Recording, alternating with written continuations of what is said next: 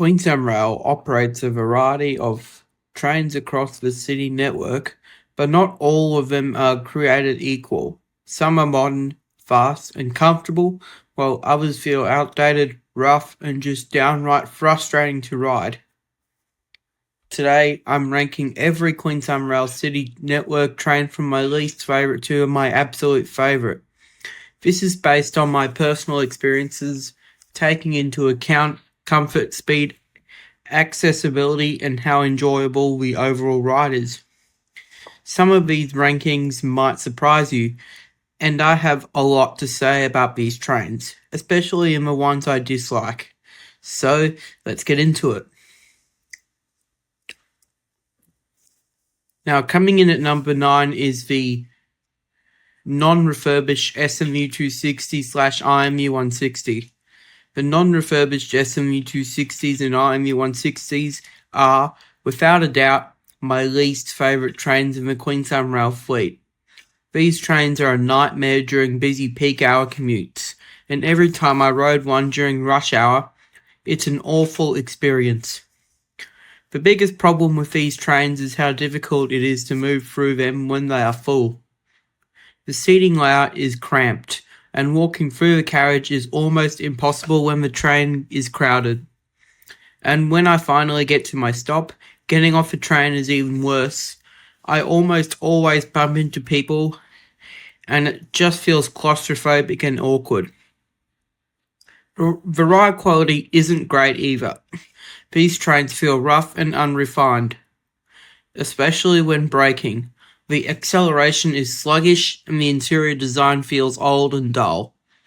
Compared to the newer NGRs, these just feel cheap. I avoid these trains whenever I can. They are uncomfortable, frustrating, and feel like an afterthought compared to the rest of the fleet.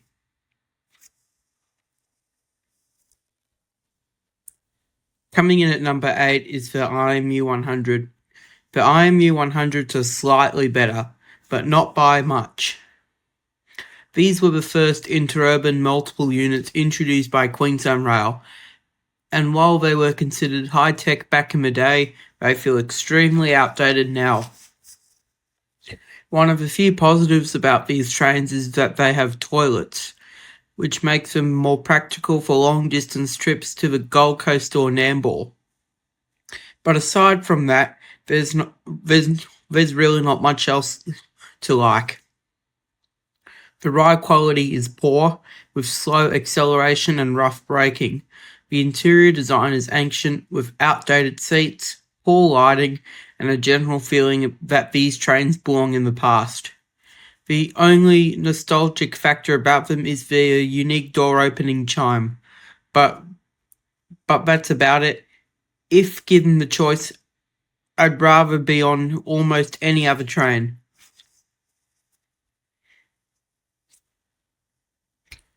Coming in at number 7 is the IMU 120.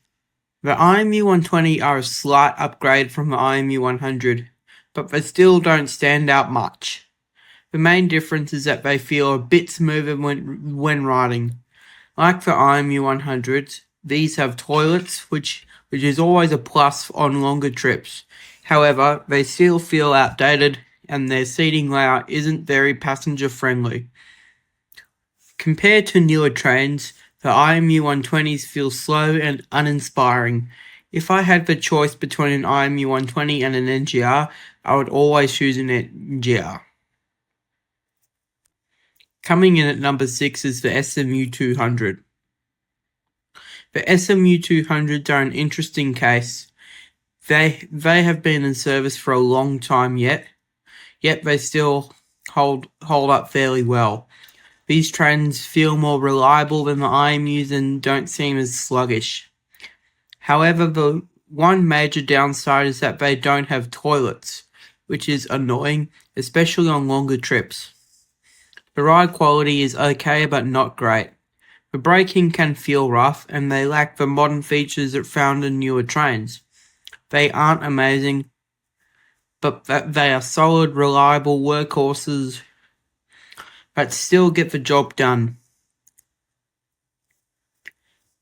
Coming in at number 5 is the SMU 220. The SMU 220s are a step up from the SMU 200s. They ride a little smoother and they feel slightly more modern. However, just like the SMU 200s, they still don't have toilets, which is a frustrating downside. Overall, they're just average, not amazing, but not terrible either. I don't mind catching them, but I won't go out of my way to ride one. Coming in at number 4 is the refurbished SMU 260/IMU 160. The refurbished SMU 260s and IMU 160s are a massive improvement over their non-refurbished versions. The interior design is modern, with better lighting, upgraded seating, and an overall fresher feel. The ride quality is noticeably better, and they don't feel as outdated or rough as before. While they're still aren't as smooth as the NGRs, they are a huge step up from their older versions. These are solid, well upgraded trains, and I don't mind riding them at all. Coming in at number 3 is the normal NGR. The standard NGRs are some of the best trains in the Queensland Rail fleet. They are modern, spacious, and comfortable, with fast acceleration and smooth braking. These trains feel like a proper 21st century train, with well-designed seating and spacious layout. Unlike older models, they don't feel cramped, and moving through the train is way easier. Having toilets is a huge plus, and the ride quality is exceptional. Compared to anything else before them, these trains feel like a massive upgrade. However, there is one train that is even better. Coming in at number 2 is the EMU. The EMU might be old, but it's an absolute icon. These were the first electric trains in Brisbane, and despite their age, they still ride surprisingly well. Their unique sound and chimes make them instantly recognisable, and they have a certain charm that newer trains lack. They don't have the modern smoothness of the NGRs, but they still feel solid and reliable. The biggest downside is that they lack modern features like toilets, but they still ride better than some newer models. For that reason, they rank higher than the normal NGRs for me. At the very top of the list is the Indigenous NGR, which is my favourite train on the entire Queensland Rail fleet. Mechanically, it is the same as the normal NGR, meaning it has the same smooth ride, fast acceleration, and modern interior. However, what makes this train special is the incredible Indigenous artwork on the exterior. The design is beautiful, and every time I see one, it feels like a special moment. It's the perfect mix of speed, comfort, and style, making it my absolute favourite train on the Queensland Rail Network. And there you go. All of the Queensland Rail trains I have ranked from my least favourite to my favourite. I hope you enjoy this video, and let me know in the comments what's your favourite train on the network. Until then, keep riding the rails.